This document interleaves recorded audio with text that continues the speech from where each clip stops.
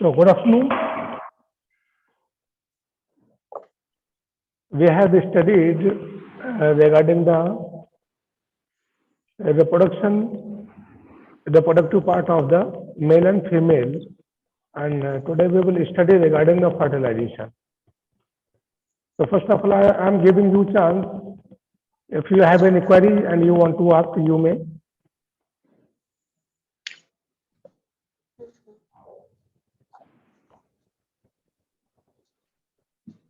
No, sir. Anyone? No, sir. Okay.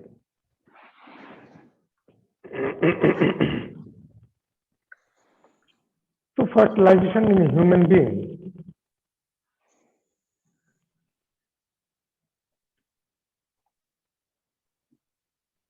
In human being, fertilization is internal. Here are two types of the fertilization. Fertilization बेटा two types का होता है. अगर egg और sperm दोनों का बॉडी के अंदर, everybody must off your mic on है. एवरीबॉडी आप लोग अपना माइक ऑफ रखो बेटा, ठीक है, और बता दीजिए कि क्लास चल रहा है, डिस्टर्बेंस ना हो. नहीं हो. अगर स्पर्म और एग बॉडी के अंदर फ्यूज हो रहे हैं, फर्टिलाइजेशन अंदर हो रहा है बॉडी के, फीमेल बॉडी के अंदर, तो इसे बोलेंगे हम लोग इंटरनल फर्टिलाइजेशन. ठीक है. जितने भी हायर एनिमल्स हैं सब में इंटरनल फर्टिलाइजेशन ही होता है, इंक्लूडिंग ह्यूमन बीइंग. बहुत से ऐसे हैं एनिमल्स जिनमें एक्सटर्नल फर्टिलाइजेशन होता है, right, such as frog. In the case of frog, male and female, during the copulation, male rides over the female, and when the female lay out their eggs, at the same time the male frog releases their sperm in the capon, and then fertilization occurs externally in the water. तो अगर body के बाहर egg और sperm release किया गया और वहां पर स्पर्म फर्टिलाइज कर रहा है एग को, तो इसे बोलेंगे एक्सटर्नल फर्टिलाइजेशन. और अगर मेल स्पर्म को फीमेल के जेनाइटल ट्रैक्ट के अंदर, बॉडी के अंदर अगर उसको इंसर्ट कर रहा है, फर्टिलाइजेशन अंदर हो रहा है, तो उसे कहते हैं internal fertilization. During mating copulation millions of sperms are released into the vagina of female through penis. The process of releasing sperm into the vagina is called ejaculation. During the copulation, when the male releases their sperm inside the vagina of female, this is termed as the ejaculation. Okay, the sperms are highly active and motile. They swim with the help of their tail and pass into the uterus. Now, when the sperms are released inside the vagina, they will move inside the vaginal part up to the uterus and fallopian tube with the help of their tail, right? अब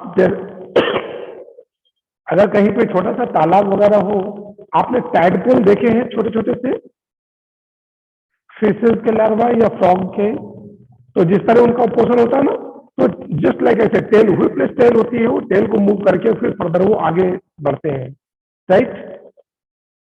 If there is an egg in one of the oviduct, it gets fused with one of the sperm to form a single cell that is termed as the zygote. जैसे ही sperm अंदर जाएगा, अगर ovulation हो चुका है तो sperm egg को fertilise करेगा, and then the new structure will termed as zygote. Zygote is also a single cell and it is totipotent cell. Totipotent means it has the total potential to form any part of the body. This process of fusion of sperm with the eggs is termed as fertilization, right? दो चीजें हैं यहाँ पर. एक term होता है syngamy. Syngamy is not written in your book.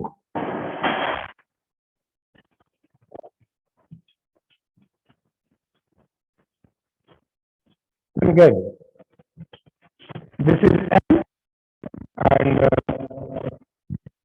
form when this nucleus going to host. This is the syngamy, and when it feels completely, now this is fertilization and this is zygote. ये diagram clear हुआ आपको? एक बार फिर देख लीजिए। जैसे ही egg से sperm fertilise करता है और इसके बाद में जो न्यूक्लियस है स्पर्म का, वो फीमेल के एग न्यूक्लियस से फ्यूज होने जा रहा है। ये पोर्शन हमारा क्या है? दिस इज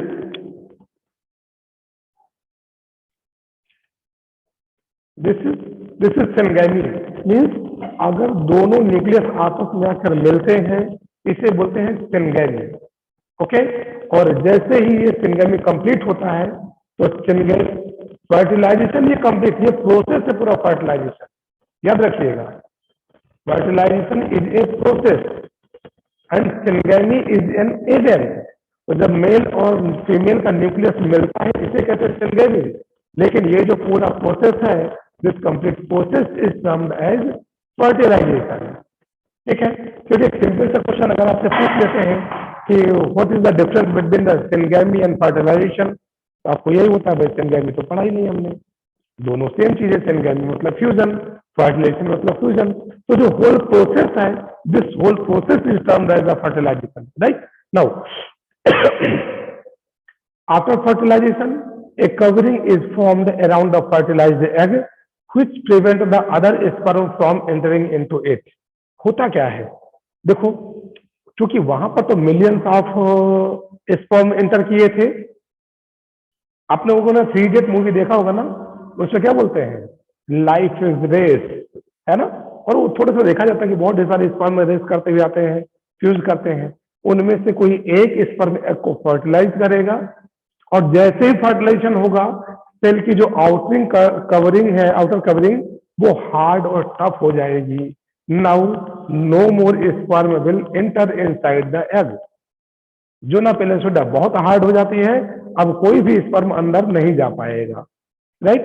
अदरवाइज होता क्या कि कई स्पर्म चले जाते, सबके न्यूक्लियस फ्यूज कर जाते, तो पॉली एम्ब्रियोनिक कंडीशन आ जाती, या बहुत से न्यूक्लियस होते। अभी हमारा 46 क्रोमोसोम होता है, 23 in the female egg nucleus and 23 in the sperm male nucleus, completely 46। लेकिन अगर ये चीज रहती तो 23 + 23 + 23 + 23 हाउ मच, ये बहुत लंबा हो जाता और पूरा डिसबैलेंस हो जाती, राइट? आई थिंक आकाश जायसवाल को कुछ प्रॉब्लम हो रहा है जुड़ने में, कई बार ट्राई किया ही मैंने। सो if there is no egg in oviduct, no fertilization takes place। अच्छा, स्पर्म तो गया, अगर वहां पे ओविडक्ट में एग नहीं है तो फर्टिलाइजेशन भी नहीं होगा, सिंपल सी बात है। ऐसे में एग का क्या होगा? इट विल डिजनरेट, ये डिजनरेट हो जाएगा, राइट? ये कुछ छोटा सा पिक्टोरियल प्रेजेंटेशन दिया हुआ है। This is the sperm, this is egg, and so many sperm try to enter inside the nucleus or in the egg, and one of them will enter and fuse with the female egg nucleus, and their head enter inside the nucleus or cell, and the tail remain outside. Okay, so this is the pictorial presentation of the fertilization. Now some points regarding the pregnancy. See that here too, this is ovary, female reproductive organ. This ovary releases the egg which is catched by the fallopian tube. आप एक चीज देखते होंगे, अगर मान लीजिए नदी में कोई चीज तैर रही है और आपको लगता है कि यार ये मेरे पास आ जाए, and you don't want to enter inside the river, आप करते क्या है? पानी को अपनी तरफ ऐसे करने की कोशिश करते हैं। पानी आपकी तरफ आता है और वो पानी में तैर रही चीज भी, आप लोग नाव खेलते हैं ना बरसात में, तो कोशिश करते हैं, तो जैसे ही आप उसको अपने तरफ करते हैं, धीरे धीरे करके वाटर करंट आपकी तरफ आती है और वो आपकी तरफ आना शुरू हो जाता है, राइट। सेम चीज ये जो फैलोपियन ट्यूब में आपको दिख रहा है फिम्बरी, ये दिख रहा है आपको, दिस इज फिम्बरी। तो ये तो रहा ovary, and ovary releases the egg, and here is the fallopian tube, and it is just moving like that, okay. Then what happens when this egg releases, automatically the fluid current enter inside the fallopian tube, and egg also will enter inside the fallopian tube, and then stick with the wall and slide slightly and slightly, and this is like just like this. If you are seeing in the diagram here, this is just like this. Is that okay? So now this egg enters inside the fallopian tube, and a sperm is releases here, right? A sperm comes at that portion, egg also comes, and at this portion the fertilization occurs. Then after, this zygote will move toward the uterus, uterine wall, and here the implantation occurs, that is the embryo embedded in the uterine wall. ठीक है? No one of you open your videos. आपने सबने video of करके रखा है. I don't know whether you are listening or not.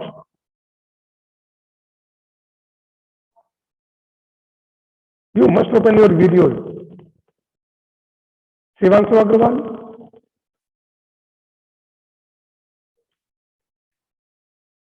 Shivanshu Agarwal, गर्मा Tripathi, Nilesh. How I can to know? आप लोग सुन भी रहे, नहीं सुनना, मुझे कैसे पता चलेगा भाई? Ranjana,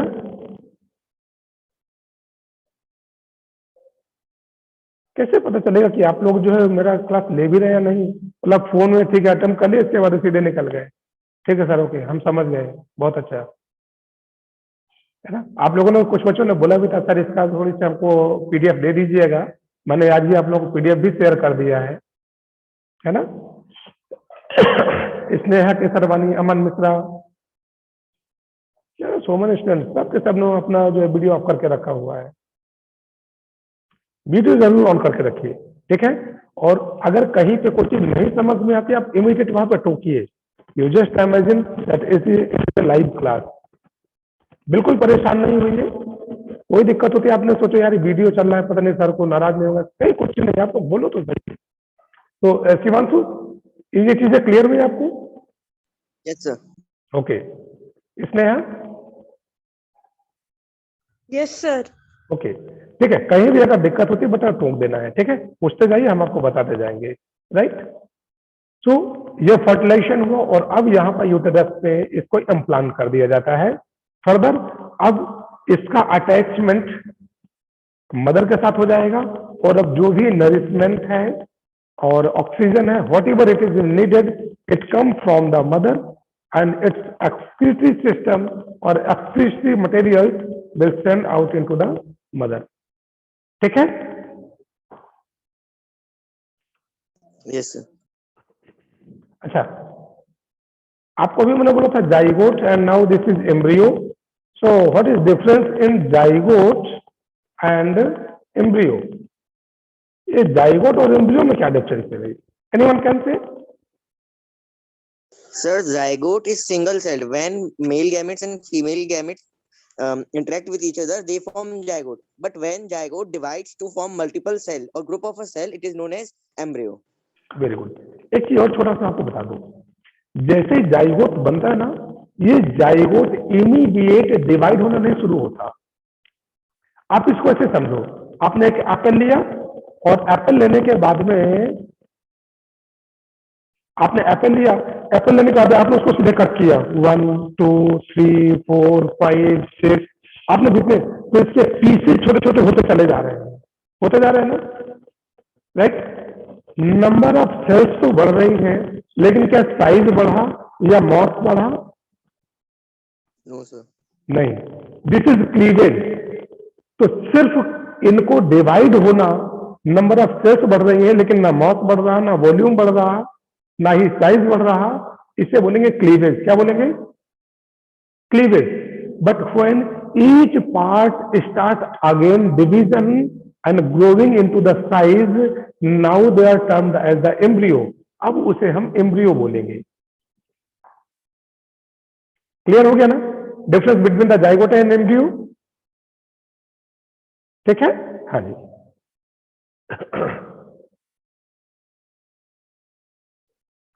The period of complete development of fetus from fertilization till the birth of the baby is called gestation period. ये आपको दिख रहा है यहाँ पे? Yes, sir. GESTATION gestation. हो सकता है प्रिंट में आपको क्लियर ना रहा हो. जेस्टेशन पीरियड, जैसे फर्टिलाइजेशन होता है, फर्टिलाइजेशन से लेकर के बर्थ तक का जो टाइम है उसे प्रेगनेंसी टाइम बोलते हैं या जेस्टेशन पीरियड बोलते हैं. Okay, and the average gestation period, ये देखिए यहाँ पर जेस्टेशन लिखा हुआ है, अब आपको दिक्कत ना होगी. The average gestation period in human being is 9 month, है ना. 9 month और 40 वीक्स का जेस्टेशन पीरियड होता है ह्यूमन बीइंग में. अदर एनिमल्स में अलग अलग होगा. ठीक है. Now see this diagram, this is the 12 week embryo. अब ये देखिए, ये पोर्शन आप देख रहे हैं ना, दिस पोर्शन, दिस, ये, और अब इसका ये जो पोर्शन, इसको हाफ पोर्शन पूरा ऐड किया तो हमारे एक ये स्ट्रक्चर आता है. यहाँ पे आकर के इम्प्लांटेशन हुआ था, अम्बलाइकल कार्ड से अटैच हुआ फिटस, और यहाँ पे मदर से फूड इसको मिल रहा है, ऑक्सीजन मिल रहा है, और इसका जो भी एक्सक्रीटरी मटेरियल है या कार्बन डाइऑक्साइड वो मदर ब्लड में जा रहा है. दिस इज द फिटस, और ये फ्लूइड यहाँ पर होता है. This fluid is termed as the amniotic fluid which is covered by a membrane that is termed as amnion. Right, एक मेम्ब्रेन है, एमनियोन से कवर होता है वो. ठीक है, और जो अंदर फ्लूइड है उसको बोलते हैं हम लोग एमनियोटिक फ्लूइड. धीरे धीरे करके जब ये डेवलप होता है during the time of the birth, before birth इसकी ये कंडीशन होती है. ठीक है. Now here are certain differences between the zygote, embryo and foetus. मैंने अभी आपको जाइगोट और एम्ब्रियो में डिफरेंस बताया है. It is formed bye fusion of male and female gametes, and here and it is the initiating structure toward formation of a baby. It is single celled, right? जब cleavage हो रहा है तब भी उसे हम क्या कहेंगे? जाइगोट ही कहेंगे. अभी सेल डिवीजन स्टार्ट नहीं हुआ. ठीक है. Now embryo, it is formed by repeated mitotic cell division of zygote. जैसे ही क्लीवेज के बाद उनमें माइटोटिक सेल डिवीजन स्टार्ट हो जाता है, अब उसकी जो सेल्स ग्रोथ करना स्टार्ट करती है. Now this is termed as the embryo. It is an unborn baby in the uterus up to 8 week after fertilization. याद रखना है 8 वीक तक इसको हम एम्ब्रियो कहेंगे. क्यों? Because still organogenesis is not start. Organogenesis समझते हैं आप लोग? सेल्स तो हैं, बहुत सारी सेल्स बन गई हैं, लेकिन fate of cells are decided. जो सेल्स उनका फेट, उनका भविष्य बन गया है. क्या? तुम जाओ बोन बनाना, तुम जाओ स्किन बनाना, तुम जाओ ब्लड बनाना, तुम जाओ लीवर बनाना, हार्ट बनाना, ब्रेन बनाना. फेट अभी डिसाइड हो रहा है. तो फेट डिसाइड होने के पहले तक ये क्या होता है? एम्ब्रियो. क्या होता है ये? Embryo, multicellular. अभी ऑर्गन नहीं बने, ऑर्गेनोजेनेसिस नहीं स्टार्ट हुई, इस वजह से इसे अभी तक एम्ब्रियो कह रहे हैं. और जैसे ही ऑर्गेनोजेनेसिस स्टार्ट होगी, it is formed by growth and development of embryo. अब एम्ब्रियो का ग्रोथ और डेवलपमेंट होना स्टार्ट हो जाता है. It is an unborn baby after 8 weeks of fertilization till birth. यानी कि 8 वीक तक ये रहा एम्ब्रियो, और 8 वीक से लेकर के जन्म तक ये क्या कहलाता है? फीटस. और जन्म लेने के बाद ये कहलाता है बेबी. ठीक है. Now it is multicellular with clear body features like hand, legs, ears and eyes. इसका मतलब ऑर्गेनोजेनेसिस स्टार्ट हो चुकी है और इसमें डिफरेंट डिफरेंट ऑर्गन सिस्टम बनना स्टार्ट हो चुके हैं। Is it clear to all? Sachin? Yes, sir. Yes, sir. Yes, sir. Okay Yes, sir. Okay बेटा। Now what happens when the egg is not fertilized? Menstruation और मेंस्ट्रुअल साइकिल। क्या होगा अगर मान लीजिए एग फर्टिलाइज नहीं होती तो फिर क्या होगा? अभी ठीक इसके बाद में हम लोग मेंस्ट्रुअल साइकिल के बारे में थोड़ी सी स्टडी करेंगे, तो आपके जो प्रॉब्लम्स हैं वो सॉर्ट आउट होती जाएगी। ठीक है, चलिए मेंस्ट्रुअल साइकिल स्टार्ट कर देते हैं समझना। क्योंकि अगर एग, मैंने तो आपको सीधा बता दिया था कि एग फर्टिलाइज नहीं होगा तो क्या होगा? एग डिजनरेट हो जाएगा, है ना? एग डिजनरेट हो जाएगा और नेक्स्ट साइकिल स्टार्ट हो जाएगी। देखो मेल और फीमेल के केस में क्या है, मेल में एक साइकिल चलती है, this is termed as the rut cycle. Rut cycle आपको ये जानकर ताजुब होगा, अभी भी इसके बारे में बहुत ज्यादा एक्सप्लेनेशन नहीं है। डिस्कवरी कंटिन्यूअस जारी है और ये माना जा रहा है कि ह्यूमन मेल में भी कोई ना कोई साइकिल चलती है। ठीक है, लेकिन फीमेल की जो साइकिल है, पीरियोडिक साइकिल, उसकी बहुत अच्छे से स्टडी की गई है and this periodic cycle is termed as the menstrual cycle, right? The reproductive cycle in female primate जैसे monkey, ape and human being is called menstrual cycle. इसे क्या कहते हैं? Menstrual cycle. The first menstruation begins at puberty and called menarche. चलिए पहले थोड़ी सी हम समझ लेते मेंस्ट्रुअल साइकिल। देखो जो फीमेल प्राइमेट्स हैं, फीमेल प्राइमेट्स में तो मेंस्ट्रुअल साइकिल चल रही है, ठीक है भाई। और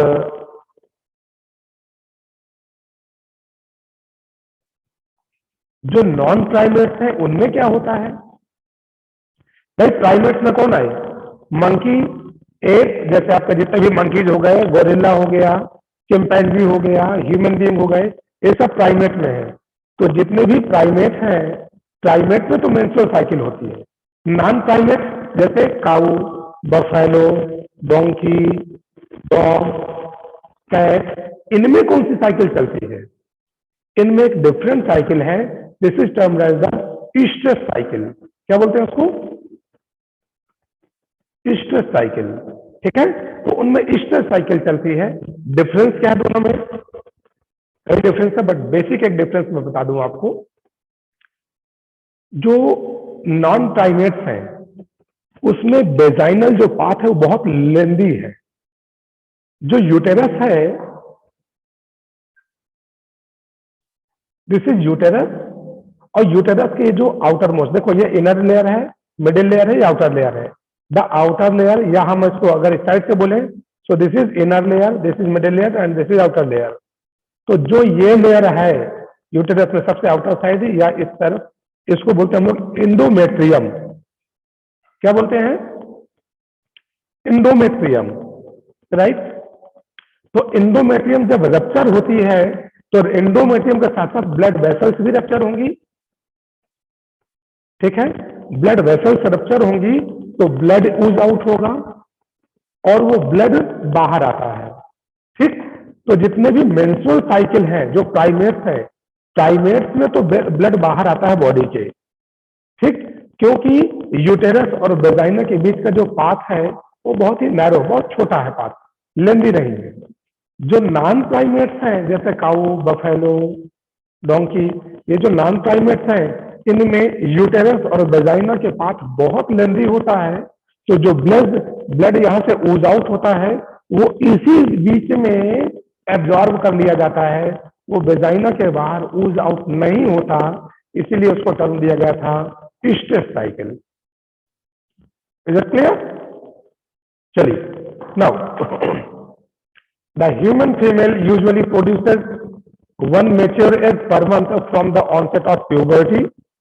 प्यूबर्टी से स्टार्ट हो जाता है इनका एग रिलीज करना, राइट? और ये जो प्यूबर्टी है, this is the first menstruation begins start at the puberty and this is termed as the menarche. क्या बोलते हैं इसको? menarche. And it ends at the age of 45. 13 year के आसपास की एज से 10 to 13 ईयर से मेंस्ट्रुएशन स्टार्ट होता है, 42 से 45 तक में मेंस्ट्रुएशन एंड हो जाता है and this is termed as the menopause. उसे मेनोपॉज बोलते हैं, राइट.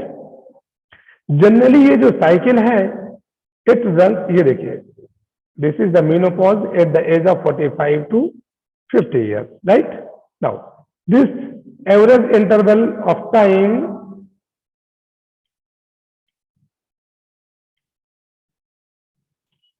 approximately 28 to 29 days. हर 28 से 29 days में ये रिपीट होता रहता है. That's why it is termed as the cycle, right? And the cycle of events starting from one menstruation till the next one is as menstrual cycle. The release of ovum during each cycle is controlled by hormone estrogen. ये जितने भी egg या ovum release हो रहे हैं इन्हें कौन control करता है? They are controlled by the oestrogen hormone. This is the feminising hormone. और ह्यूमन बीइंग में क्या होता है? मैन में होता है टेस्टोस्टेरोन हार्मोन. फीमेल में एग का बनना या इसका आगे बनना किस पर डिपेंड कर रहा है? एस्ट्रोजन में. और मेल में स्पर्म का बनना कौन कंट्रोल करता है? Testosterone. Okay. Now, menstrual cycle can be defined as the cycle of events that takes place in female reproductive organ under the control of hormone marked by menstrual flow in every 28 days. Right? अब अगर ये 28 days की पूरी cycle को देखा जाए तो basically कितने चेंज उसमें है ये? The major phases in menstrual cycle is first menstruation phase. पहला menstruation phase है, कितने दिन का होगा? ये देखिए एक डायग्राम बना हुआ है ओव्यूलेटरी फेज का, ये सब समझ सकते हैं. This is first day. ठीक, फर्स्ट डे बोले हैं जिस दिन एंडोमेट्रियम रप्चर हुई है और ब्लड निकलना स्टार्ट हुआ. This is the first day, right. तो first, second, third and fourth day, ये फोर्थ डे तक हमारा कौन सा आता है? Menstrual phase. Means fourth day तक ब्लीडिंग चलती रहेगी. समटाइम्स फिफ्थ डे भी कवर कर लेता है. ठीक है. So the endometrium of the uterus is shed, blood is discharge. Okay. Now after the fifth और 6 days to 12 days, this is the uterus lining start to rebuild. जो endometrium है वो फिर से बनना स्टार्ट हो जाएगी, अपने आप को मेंटेन करना शुरू करेगी. ठीक है. जब मेंटेन करेगी तो सेल डिवीजन होगा, सेल डिवीजन होता जाएगा और पूरी एंडोमेट्रियम फिर से मेंटेन हो जाएगी. And this phase is termed as proliferation phase, right. अच्छा, मैं प्रोलिफरेशन फेज तक रखूं क्या? Because your time is running out. कल मैं फिर से आपको जो भी नेक्स्ट टाइम में आता है मैं इससे ही स्टार्ट करूंगा, या इसको कंप्लीट कर दें? कंप्लीट कर दे. चलिए 2 मिनट लेके कंप्लीट कर देता हूं मैं, फिर नेक्स्ट टॉपिक स्टार्ट करेंगे, राइट. तो 12 डेज या 13 डेज तक तो प्रोलिफरेशन फेज रहेगा. ठीक है. अच्छा, 13 डेज तक ये प्रोसेस पूरा कहां चल रहा है? ये पूरे प्रोसेस हो रहे हैं ओवरी के अंदर. कहां हो रहा है? ओवरी के अंदर. अब 14th डे आते आते ओवरी से ओवम बाहर आएगा. ठीक, किस दिन? 14th डे पे. इसे बोलते हैं ओव्यूलेटरी फेज या ओव्यूलेशन. क्या बोलते हैं इसको? Ovulation, right. अब 14th डे पे एग बाहर आया तो फैलोपियन ट्यूब जो बेलाई है, बेलाई को खींचना शुरू करेंगे और now the egg present in the fallopian tube. ठीक है.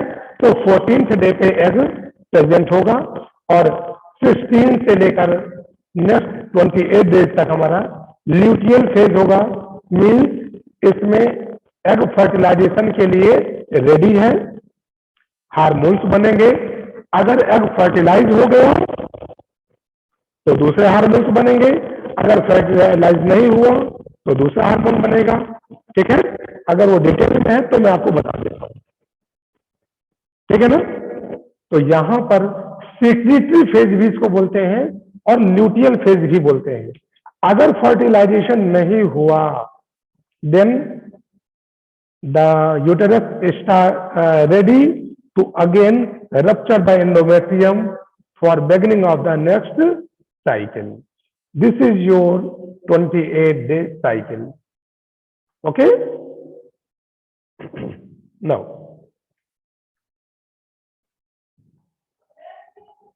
which hormones or chemicals control these menses? I will discuss it in the later class. So till that, anyone want to ask anything? No, Aman sir. Mishra, Sneha Kesarwani. Anyone want to ask anything? No, sir. Okay बेटा, इसको एक बार अच्छे से study कर लीजिएगा, ठीक है। और नेक्स्ट क्लास जब भी मेरा होता है, जो भी डाउट्स हैं, so you write down your question, ठीक है। पहले हम उन क्वेश्चन को आपको सॉर्ट आउट कर देंगे आंसर, एंड देन आफ्टर इसको आगे बढ़ाएंगे। Clear? Okay, sir. Okay Yes. Okay, sir.